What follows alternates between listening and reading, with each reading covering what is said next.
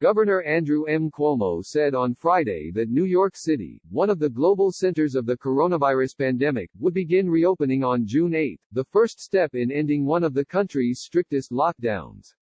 Since late March, the city has been all but paralyzed under the devastating weight of the outbreak. Non-essential businesses were shuttered and restaurants were open only for takeout and delivery. Nearly 900,000 jobs vanished almost overnight, over 20,000 people died and more than 200,000 were infected as ambulances howled through empty streets. In mid-May, other parts of the state began to reopen after meeting 7 public health benchmarks set by the governor. New York City is the only region that has not met those criteria. As of Thursday, the last time the state updated its public dashboard, the city did not have enough hospital beds available or contact tracers in place. But Mr. Cuomo said on Friday that he expected the city to meet the benchmarks by June 8. In Phase 1 of reopening, retail stores can open for curbside or in-store pickup and non-essential construction and manufacturing can resume. I am proud of the way New York is figuring it out, Mr. Cuomo said. Mayor Bill de Blasio, appearing by video at Mr. Cuomo's daily briefing, said, "We are on now the gateway to the next big step." The mayor and the governor cautioned that New Yorkers needed to continue taking precautions to keep the virus in check. More than 5,000 people in New York City tested positive for the virus last week, a steep drop from early April, when 40,000 people a week were testing positive, but still a significant number. Remember, reopening does not mean we're going back to the way things were, Mr. Cuomo said. It is reopening to a new normal. It's a safer normal. People will be wearing masks. People will be socially distant. Mr. Cuomo also said on Friday that 5 upstate areas had been cleared to enter Phase 2 of reopening, in which offices, stores and personal service businesses like barber shops can reopen, with restrictions. The 5 regions, Central New York, North Country, Finger Lakes, Southern Tier and the Mohawk Valley, cover most of the state outside of New York City and its suburbs, the Albany area, the Buffalo area and Long Island. Mayor Bill de Blasio said this week that when New York City begins reopening, at least 200,000 idled workers would return to their jobs. This raised a big question: how will they get to work? During the pandemic, New Yorkers have come to regard their city's mass transit system as a gigantic rolling petri dish.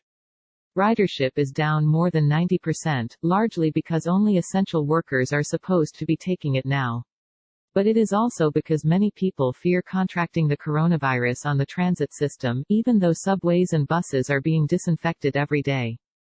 A sudden surge of riders would make it hard, if not impossible, to maintain social distancing, a fact underscored on Thursday when the Federal Centers for Disease Control and Prevention urged commuters nationwide who return to their jobs not to take mass transit.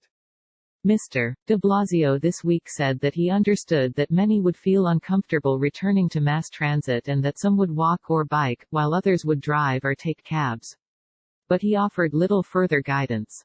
I really want to push back on the notion that we can solve everything all the time, Mr. de Blasio said on Friday. There's not always the chance to help everyone all the time in terms of their transportation needs. People are going to have to improvise, and I believe they will.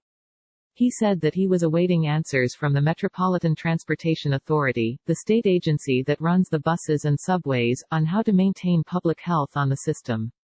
Sarah Feinberg, the interim president of MTA Transit, responded quickly to the mayor on Twitter. "We have no idea what the mayor is talking about," she wrote.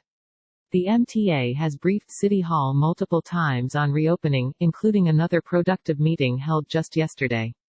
If the mayor has questions, he can pick up the phone and call us at any time. Governor Cuomo said on Friday that the system would be able to safely accommodate riders.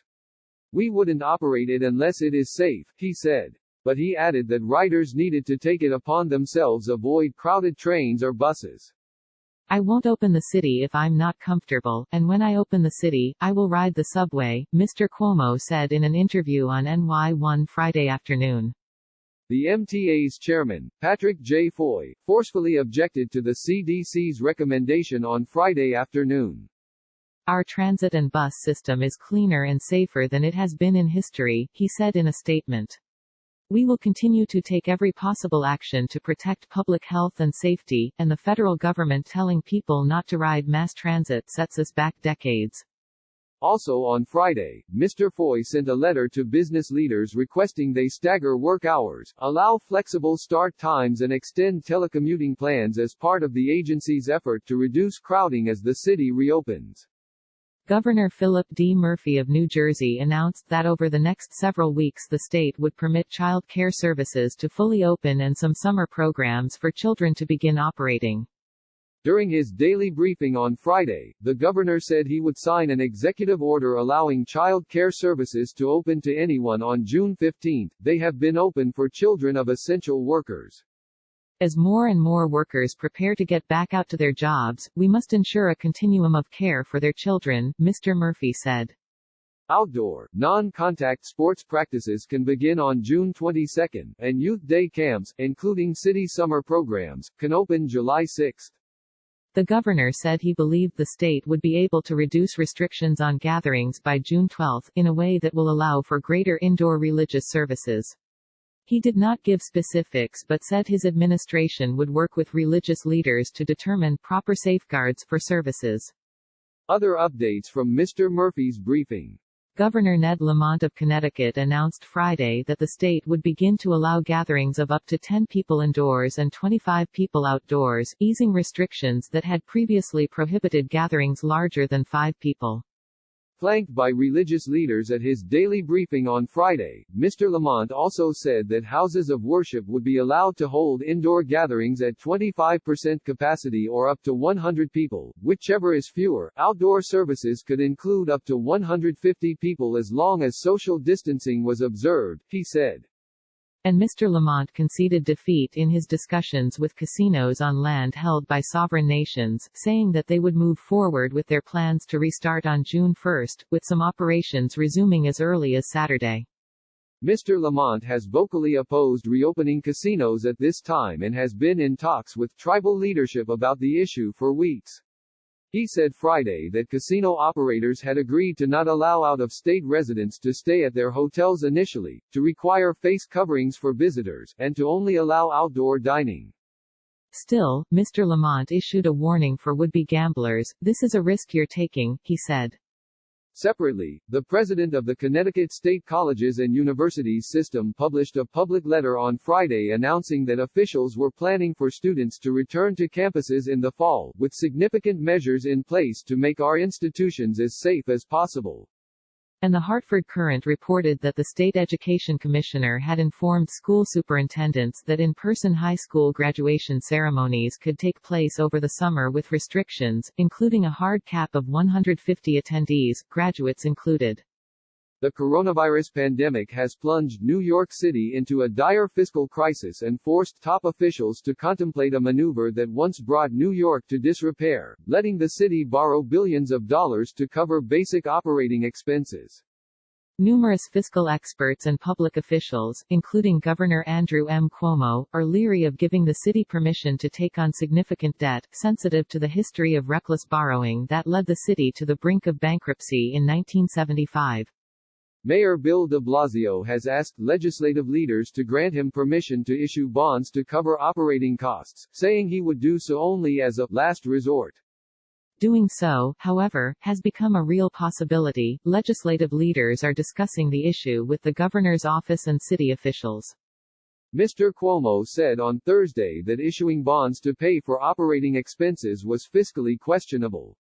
"We don't want to create a situation where the state or any local government borrows so much money that they can't repay it, and then you have to start to cut service and now you're in that vicious downward spiral," he said. New York City has been there before. Scott M. Stringer, the city controller, said that if the city borrowed $7 billion to cover expenses, it could be on the hook for more than $500 million a year in debt payments for the next 20 years. But the mayor said Wednesday that he could not make further budget reductions without leading the city to a horrible place where we would be cutting back basic services, cutting back personnel, furloughs, layoffs, things we do not want to see. Only 5% of people in New York City tested for the coronavirus were positive, the lowest daily figure the city has yet recorded, Mayor de Blasio said on Friday. A low positive rate is an indicator that the virus is spreading more slowly. At the height of the outbreak in early April, more than 70% of those tested in the city were positive, Mr. de Blasio said. What a good sign this is, the mayor said.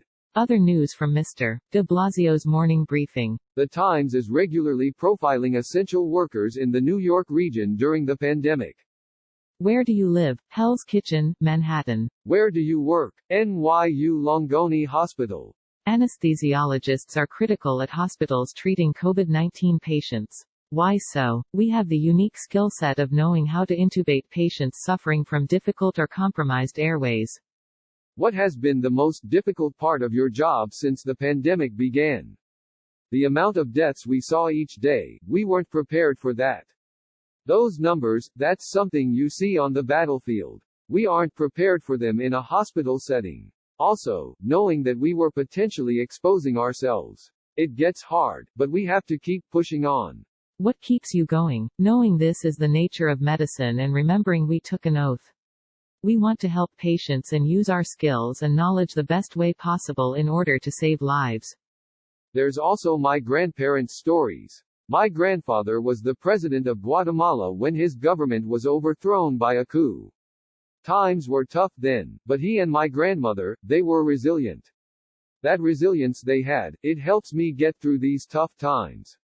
What gives you hope? Knowing this is a time when the whole world is united toward finding a common cure.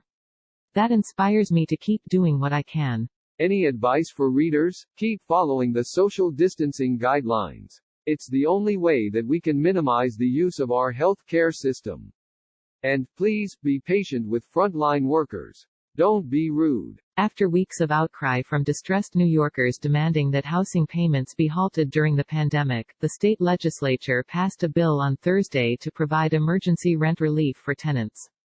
The bill, which enacted the Emergency Rent Relief Act of 2020, would provide up to $100 million in rental assistance vouchers to landlords on behalf of tenants struggling to pay rent after losing a job during the crisis.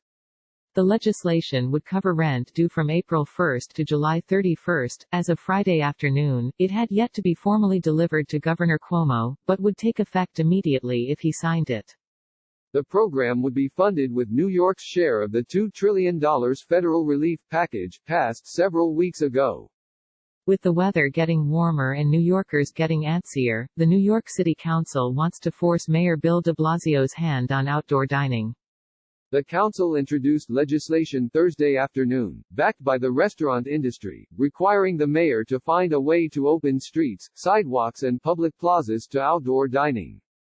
Corey Johnson, the council speaker, and Councilman Antonio Reynoso of Brooklyn are spearheading the effort.